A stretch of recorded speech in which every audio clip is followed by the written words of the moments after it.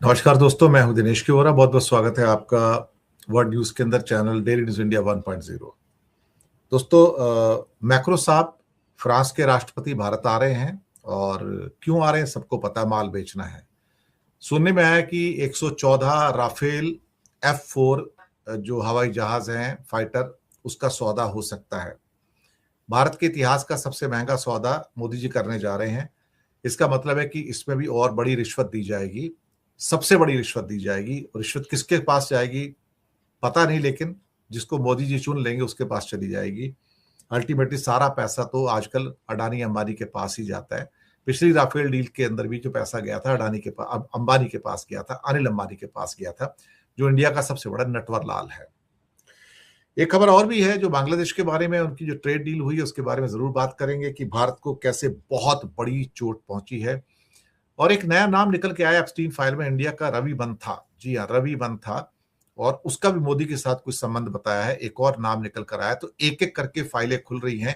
तो मोदी के साथ वो सब लोग जिनके संबंध हो सकते थे, उनके नाम एप्स्टीन फाइल के अंदर निकलते हुए अब नजर आने शुरू हो गए हैं।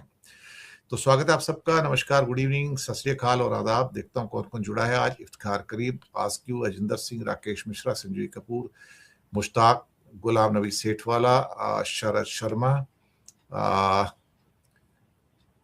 अब इसके बाद मोइन मिर्जा, शमसुजा खान, शेरबाज सिंह ढिल्लो, एमडी सलीम जावेद, हरजीत रायपुरी, जगदीप सिंह, चंद्रशेखर साहू, अभिजीत कदम, उसके बाद शील साधक, पैरी पौना जी, पैरी पौना मतलब नमस्ते जी। इसके बाद रूफ टॉप गार्डन, ओके, और हिमांशु दयाल, नमस्कार नमस्कार। तो चलिए स्टार्ट करते हैं। एक सबसे पहले बात कर लेते हैं कि एप्स्टीन फाइल के अंदर ये एक और नाम कौन सा निकल के आया। रवि मंथा नाम निकल के आया है। ये अभी फरवरी महीने में डिपार्टमेंट ऑफ जस्टिस से निकल के आया है। ये फॉर्मर फंड मैनेजर हैं और एक राइटर हैं, ऑथर हैं। क्या डिटेल निकली है? रवि मंथा को बताया गया है कि उन्होंने एक फिडेलिटी डेवलपिंग मार्केट फंड को मैनेज किया था, a role he held before becoming a public figure in India. इसके बाद इसका मोदी से कनेक्शन क्या है? डॉक्यूमेंट में कहा जा रहा है कि he worked with Modi in India, वो मोदी के साथ उसने काम किया। Referencing his role as a hand picked adviser, ये एडवाइजर के तौर पे काम किया, and help fine tune Narendra Modi 2014 election strategy. यानी कि 2014 में जो चुनाव की स्ट्रेटजी बनाई थी, उस चुनाव की स्ट्रेटजी को बनाने में रवि मंथा का भी नाम था, और भी कुछ लोगों का नाम थे, लेकिन रवि मंथा का नाम उसमें प्रमुख था। उसने मोदी की गुजराती कविताओं को अंग्रेजी के अंदर कन्वर्ट किया था, ट्रांसलेट किया था, जिसका नाम रखा था a journey poems by Narendra Modi. और बताया जा रहा है कि जो फाइल निकल के आई है कि the file reportedly contains email where Mantha shared his personal details including his Facebook ID directly with Epstein. तो एप्स्टाइन के साथ उसने अपनी फेसबुक आईडी और पर्सनल डिटेल्स सारे के सारे मंथा ने शेयर किए थे। और ये नेचर क्या है, किस नेचर में? While his name appears in those logs there has been no evidence of criminal involvement और रॉन्ग डूइंग।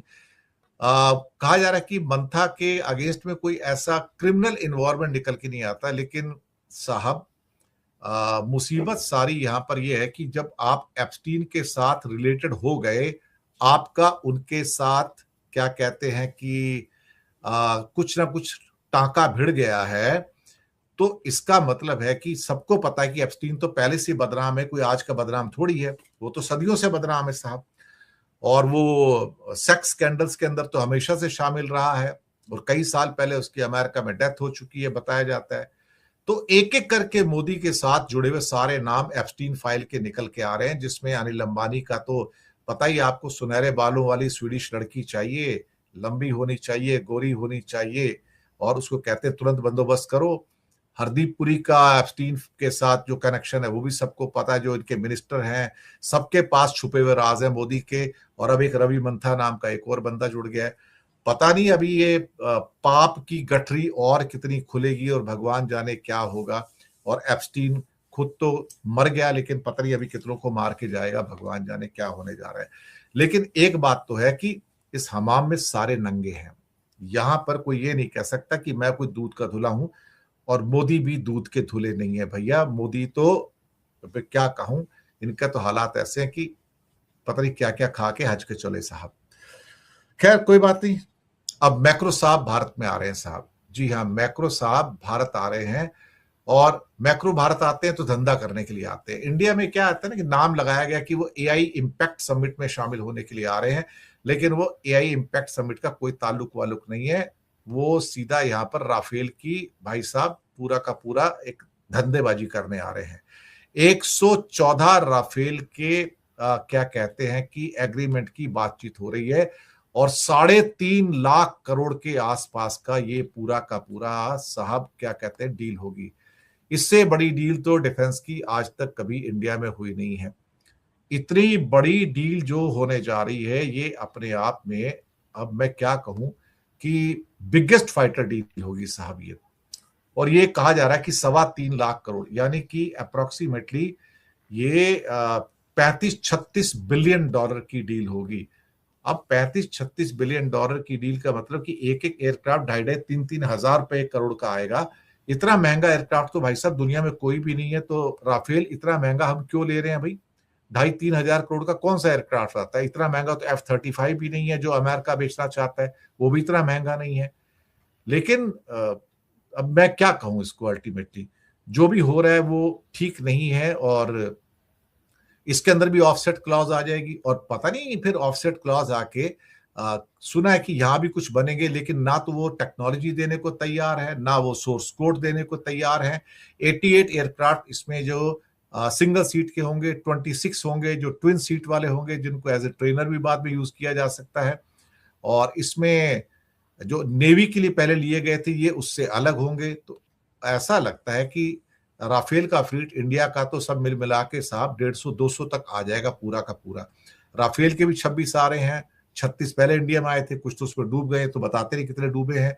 और अब 114 और आएंगे तो कल कुल मिला के सब मिला के करीब 176 ये करीब करीब हो जाएंगे जो पूरे प्लेन है सारे के सारे। तो अब 176 में से 2-4 तो गायब भी हो चुके, सबको पता है, मुझे कहने की जरूरत नहीं है। और सुना है कि 18 एयरक्राफ्ट तो बिल्कुल बने बनाए भारत में आ जाएंगे। और ये कीमत बहुत ज्यादा है। इतनी कीमत पे ये मेरी समझ से कुछ बाहर है कि 2.5-3 करोड़ रुपए, 2.5-3 हजार करोड़ का एक एयरक्राफ्ट कैसे हो सकता है। ये बहुत बड़ी इसमें धांधली है, बहुत बड़ा स्कैम है। मोदी हर चीज के अंदर मुझे लगता है कि इनकी सरकार कमीशन ढूंढती है। ये सबसे कमीशन खोर सरकार है एक्चुअली ये। कौन सा एयरक्राफ्ट इतना महंगा है? आप ग्रिपेन ले लोगे वो भी इतना महंगा नहीं है जो यूरोप का है। यूरो फाइटर ले लोगे वो भी इतना महंगा नहीं है। F-35 भी इतना महंगा नहीं है। F-16 भी इतना महंगा नहीं है। उनका F-22 वो भी इतना महंगा नहीं है। तो यहां पर तो बस यही होने जा रहा है साहब। अब जो भी है जैसा भी है, लेकिन मुझे थोड़ा सा दुख है इस मामले में कि हमारी सरकार ना एक किस्म से देश को बेच रही है। इट्स सेलिंग, और वो भी कौड़ियों के भाव बेच रही है। लेकिन ये जनता का पैसा है। मोदी अपने मामा के घर से तो पैसा लाई नहीं है ना, हमारा पैसा है ना जो जो लुटा रहे हैं इस टाइम पूरा का पूरा देखा जाए तो फ्रांस के ऊपर। तो वो लूट के जाएगा। अब उनकी कमीशन जाएगी, इनकी अडानी अंबानी किसी के पास तो जाएगी।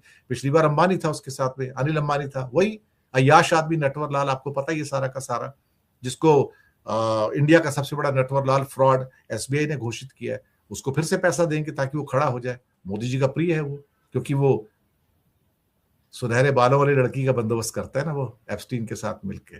इससे ज्यादा और क्या कहूं। इसके बाद आते हैं लावरोव साहब जो है ना, बहुत गुस्से में है इस समय। खासतौर से रशिया बहुत गुस्से में है इस समय।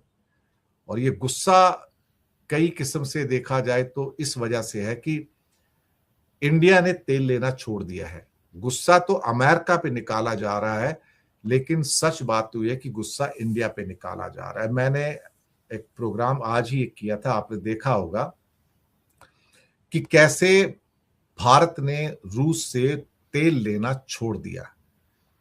यहां पे समस्या पता क्या हो गई है? लावरोव का गुस्सा है इंडिया पे, लेकिन निकाल अमेरिका पे रहा है।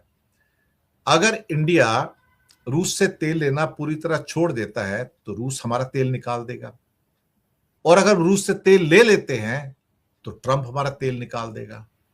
हम तो भाई फंसे पड़े हैं। हम कोई चाइना थोड़ी है कि अमेरिका की धमकी के बावजूद वो रूस से तेल खरीदता रहता है। उसको डर नहीं है। $20 ट्रिलियन की इकोनॉमी है, टेक्नोलॉजी का किंग है, इकोनॉमी का किंग है, मिलिट्री का किंग है, सबका किंग है वो। अल्टीमेटली एक बात तो क्लियर है ना कि अगर अमेरिका अपने खित्ते का दादा है तो जिनपिंग इस खित्ते का दादा है। तो अमेरिका कहता है कि भाई तू यार, तू अपने पार्ट पे रहे, मैं अपने पार्ट पे रहूंगा, तेरा मोहल्ला ये मेरा मोहल्ला है, तू अपने मोहल्ले का दादा, मैं अपने मोहल्ले का दादा, तुझे जो कर रहा है जो मर्जी कर, तेरे को ताइवान भी लेना तू भी ले ले, मैं तेरे पछड़े में टांग नहीं अड़ाऊंगा। और जिनपिंग कहता है तेरे को जो कर रहा है तू कर ले। और हम बीच में फंसे हो भाई साहब। हम रूस की ओर जाते तो ट्रम्प हमको मारता है, और ट्रम्प की ओर जाते तो रूस हमको मारता है। हम तो दोनों साइड से पिट रहे हैं साहब, इससे ज्यादा हम और क्या कर सकते हैं। और मुझे लगता है कि ये जो स्थितियां हैं भारत के लिए तो बिल्कुल भी उचित नहीं।